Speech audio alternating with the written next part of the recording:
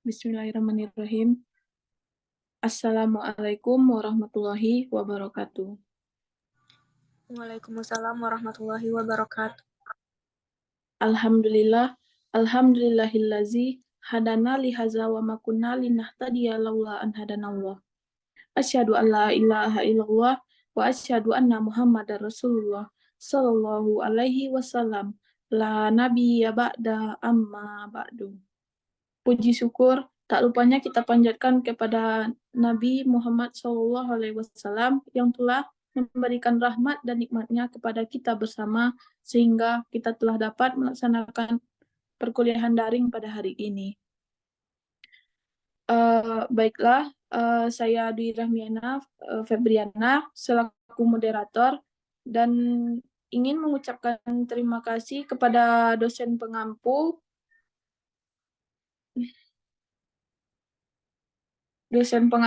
yaitu Profesor Dr. Sufiarma Mersidin MPD dan Henry Budi Utama MPD.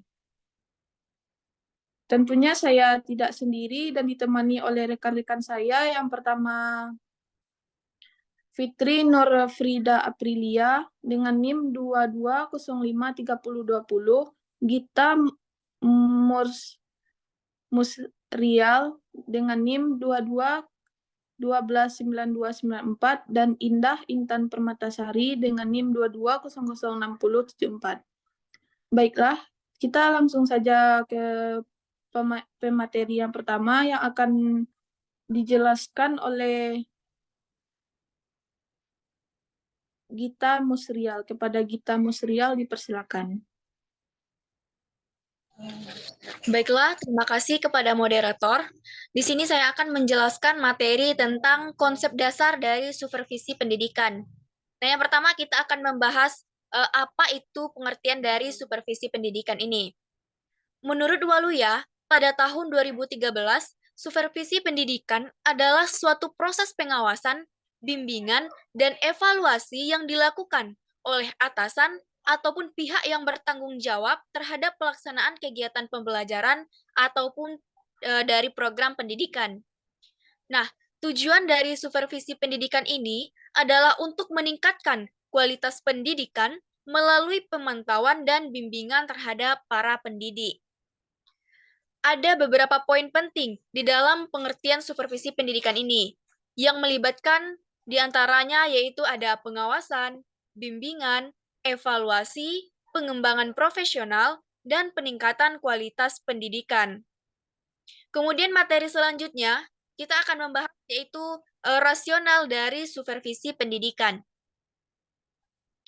Menurut Mujtahid tahun 2012, rasional supervisi pendidikan ini didasarkan pada pemahaman bahwa kualitas pendidikan itu sangat bergantung kepada kualitas dari para pendidik dan proses pembelajarannya. Nah, oleh karena itu, supervisi pendidikan diimplementasikan dengan berbagai tujuan rasional, termasuk yang pertama itu pada peningkatan kualitas pengajaran, yang kedua pada pengembangan profesional, yang ketiga pada pemantauan implementasi kurikulum, kemudian pada evaluasi kinerja guru, peningkatan kepuasan siswa, dan yang terakhir itu pada pemecahan masalah dan perbaikan berkelanjutan. Baiklah, sekian materi dari saya. Selanjutnya saya kembalikan kepada moderator. Terima kasih Gita. Pemateri selanjutnya akan dijelaskan oleh Indah Intan Permatasari. Kepada Indah dipersilakan. Jadi, terima kasih kepada moderator. Di sini saya akan menjelaskan materi tentang tujuan supervisi pendidikan, yang dimana terdiri dari 8 kategori. Yang pertama yaitu meningkatkan kualitas pengajaran. Meningkatkan kualitas pengajaran di kelas dengan memberikan umpan balik yang konstruktif dan bimbingan kepada para pendidik, supervisi membantu mereka mengembangkan keterampilan pengajaran yang lebih baik. Yang kedua yaitu pengembangan profesional guru. Supervisi pendidikan bertujuan untuk mendukung pengembangan profesional para pendidik, dari mana memberikan kesempatan untuk pelatihan, workshop, atau program pengembangan lainnya yang dapat meningkatkan pengetahuan dan keterampilan guru. Yang ketiga, ada evaluasi kinerja guru melalui supervisi. Tujuan juga termasuk evaluasi kinerja guru yang dimana dapat mencakup penilaian terhadap pencapaian hasil pembelajaran siswa, observasi kelas, dan analisis metode pengajaran yang digunakan. Yang keempat, yaitu pengawasan pelaksanaan kurikulum. Supervisi pendidikan memiliki tujuan untuk memastikan bahwa kurikulum dijalankan sesuai dengan standar yang ditetapkan, yang dimana mencakup memastikan bahwa materi pembelajaran diajarkan secara menyeluruh dan sesuai dengan kebutuhan siswa. Selanjutnya ada meningkatkan motivasi dan kepuasan guru, peningkatan hasil pembelajaran siswa, pengembangan budaya organisasi pembelajaran, dan yang terakhir yaitu pemecahan masalah dan perbaikan berkelanjutan. Selanjutnya yaitu saya akan menjelaskan fungsi supervisi pendidikan. Menurut Sukmawati 2017, supervisi pendidikan memiliki beberapa fungsi yang penting untuk meningkatkan kualitas pendidikan dan pengembangan profesional para pendidik. Beberapa fungsi utama supervisi pendidikan ini melibatkan yang pertama yaitu pengembangan profesional, yang kedua pemantauan dan evaluasi kinerja guru, yang ketiga pengawasan implementasi kurikulum, yang keempat, peningkatan kualitas pembelajaran. Yang kelima, pemecahan masalah dan perbaikan berkelanjutan. Selanjutnya itu pengembangan budaya dan pembelajaran, pemantauan kepuasan guru dan siswa, dan yang terakhir yaitu penjaminan mutu pendidikan. Mungkin sekian materi yang dapat saya sampaikan. Saya kembalikan kepada moderator. Terima kasih. Terima kasih Indah. Materi selanjutnya yang akan saya jelaskan sendiri, yaitu tentang ruang lingkup akademik supervisi pendidikan.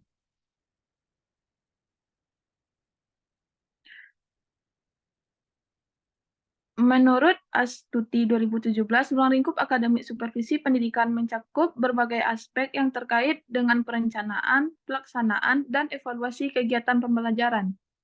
Beberapa aspek kunci dalam ruang lingkup akademik supervisi pendidikan. Yang pertama, pengembangan keterampilan pengajaran, di mana supervisi pendidikan fokus pada pengembangan keterampilan pengajaran para pendidik, yaitu mencakup cara mereka menyampaikan materi pembelajaran, memfasilitasi diskusi, dan menggunakan metode-metode pengajaran yang efektif. Yang kedua, implementasi kurikulum. Di sini supervisor pendidikan memastikan bahwa kurikulum dijalankan sesuai dengan standar yang ditetapkan oleh lembaga pendidikan atau pemerintah. Yang ketiga, observasi kelas, yaitu observasi langsung terhadap kegiatan pembelajaran di kelas merupakan bagian penting dari supervisi pendidikan, di mana supervisor dapat mengamati interaksi antara guru dan siswa, gaya pembelajaran, dan tingkat partisipasi siswa. Yang keempat, analisis hasil pembelajaran siswa, yaitu mengevaluasi hasil pembelajaran siswa merupakan komponen kunci dalam ruang lingkup supervisi akademik. Yang kelima, penggunaan teknologi dalam pembelajaran, yaitu ruang lingkup supervisi pendidikan mencakup penggunaan teknologi dan proses pembelajaran. Di sini supervisor dapat mengevaluasi sejauh mana pendidikan memanfaatkan teknologi untuk meningkatkan pembelajaran dan keterlibatan siswa.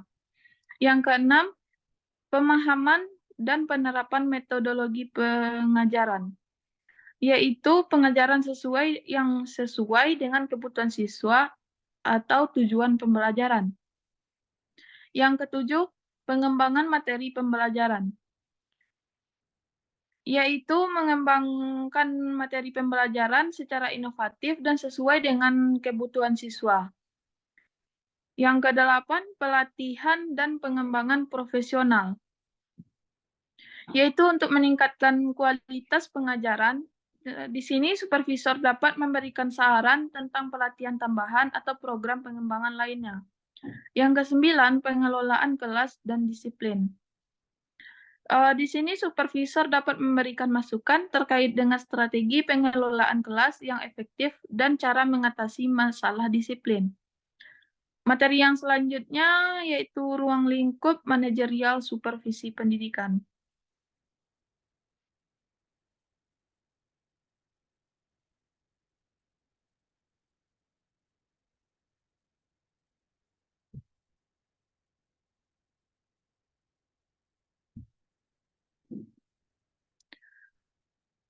Berikut ada beberapa aspek kunci dalam ruang lingkup manajerial supervisi pendidikan. Yang pertama, manajemen sumber daya. Manajemen sumber daya termasuk anggaran, fasilitas fisik, dan peralatan pembelajaran. Yang kedua, kepemimpinan dan kepala sekolah. Di sini supervisor dapat memberikan umpan balik terkait dengan kemampuan kepemimpinan mereka, pengambilan keputusan, dan efektivitas dalam mencapai tujuan organisasi. Yang ketiga, implementasi kebijakan, yaitu melibatkan pemantauan dan penilaian terhadap sejauh mana kebijakan-kebijakan dijalankan. Yang keempat, evaluasi program dan proyek. Supervisor dapat melakukan evaluasi terhadap berbagai program proyek di tingkat lembaga pendidikan, yaitu terhadap proyek-proyek inovatif, program pengembangan siswa, atau inspirasi pendidikan lainnya. Yang kelima, pengembangan kepribadian organisasi, yaitu dengan cara mendukung tujuan pendidikan, membangun norma-norma dan nilai-nilai positif di antara staf dan siswa. Yang keenam, pengelolaan data dan informasi, yaitu hal ini dapat membantu lembaga pendidikan membuat keputusan yang informasional dan berbasis data. Yang ketujuh, pengembangan rencana dan kebijakan operasional, yaitu dapat mencakup perencanaan strategis dan kebijakan yang dapat membantu meningkatkan efisiensi operasional dan mencapai tujuan. Yang kedelapan, evaluasi kinerja staf administratif. Hal ini dapat mencakup administrator, petugas keuangan, dan staf administratif lainnya yang berkontribusi pada fungsi operasional. Yang terakhir, keberlanjutan dan perbaikan berkelanjutan, yaitu untuk melibatkan penekanan pada keberlanjutan dan perbaikan berkelanjutan. Baik, sekian penjelasan materi dari saya. Pemateri selanjutnya yang akan dijelaskan oleh Fitri Nurfrida Aprilia. Kepada Fitri, dipersilakan. Baiklah, terima kasih kepada moderator. Di sini saya akan menjelaskan mengenai prinsip supervisi pendidikan, di mana menurut Milasari tahun 2021, prinsip-prinsip supervisi pendidikan ini memberikan dasar bagi pelaksanaan supervisi yang efektif dan berkelanjutan. Adapun prinsip-prinsipnya yang pertama yaitu orientasi pada peningkatan kinerja, di mana prinsip utama supervisi pendidikan adalah orientasi pada peningkatan kinerja dan pengembangan profesional. Yang kedua ada kolaboratif dan partisipatif. Supervisi pendidikan yang efektif melibatkan kolaboratif antara supervisor dan para pendidik. Yang ketiga yaitu ada orientasi terhadap hasil pembelajaran siswa. Prinsip supervisi pendidikan menekankan pentingnya mencapai hasil pembelajaran yang optimal bagi siswa. Yang keempat yaitu ada pengembangan profesional berkelanjutan. Supervisi pendidikan harus menjadi bagian dari strategi pengembangan profesional berkelanjutan. Yang kelima yaitu ada umpan balik konstruktif dan positif, di mana prinsip supervisi pendidikan mencakup pemberian umpan balik yang konstruktif dan positif. Yang keenam yaitu ada keadilan dan objektivitas. Supervisi pendidikan harus dilakukan dengan keadilan dan objektivitas. Supervisor harus menghindari penilaian yang subjektif dan memastikan bahwa setiap pendidik dinilai berdasarkan kriteria yang jelas dan adil. Yang ketujuh yaitu ada keterlibatan pendidik dalam proses pengambilan keputusan, di mana prinsip ini menekankan pentingnya melibatkan para pendidik dalam proses pengambilan keputusan yang berhubungan dengan kebijakan dan praktik pendidikan. Yang kedelapan yaitu ada keterbukaan dan transparansi. Supervisi pendidikan harus dilakukan secara terbuka dan transparan. Yang kesembilan yaitu ada konteks dan kecocokan kontekstual. Prinsip supervisi pendidikan mengakui pentingnya memahami konteks khusus lembaga pendidikan. Yang terakhir yaitu konsisten dan kesinambungan, di mana supervisi pendidikan yang efektif harus konsisten dan berkelanjutan. Selanjutnya, saya akan menjelaskan mengenai materi peranan supervisi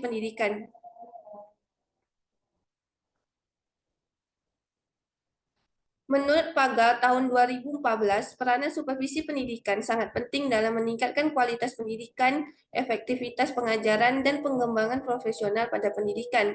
Adapun peranan supervisi pendidikan yang pertama yaitu peningkatan kualitas pengajaran, pengembangan profesional, evaluasi kinerja guru, pemantauan implementasi kurikulum, pengelolaan konflik dan masalah, pemantauan keputusan guru dan siswa, pengembangan budaya pembelajaran, penjaminan mutu pendidikan, pengembangan kepemimpinan, dan yang terakhir inovasi dan perbaikan berkelanjutan. Sekian yang dapat saya sampaikan, saya kembalikan kepada moderator.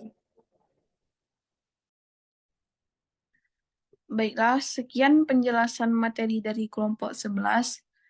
Dan dapat saya simpulkan yaitu supervisi pendidikan bertujuan untuk meningkatkan kualitas pendidikan dengan fokus pada pengembangan profesional para pendidik. Supervisi pendidikan lebih bersifat formatif dan kolaboratif daripada bersifat evaluasi semata. Pendekatan ini menekankan pembinaan umpan balik, konstruktif, dan kerjasama antar supervisor dan para pendidik. Supervisi pendidikan harus selalu berfokus pada hasil pembelajaran siswa. Evaluasi dan bimbingan kepada para pendidik harus diarahkan untuk mencapai pemahaman dan pencapaian siswa yang optimal. Proses supervisi pendidikan efektif melibatkan keterlibatan dan partisipasi aktif dari para pendidik. Baiklah, cukup sekian penjelasan materi dari kami. Saya mengucapkan Assalamualaikum warahmatullahi wabarakatuh. Waalaikumsalam warahmatullahi wabarakatuh.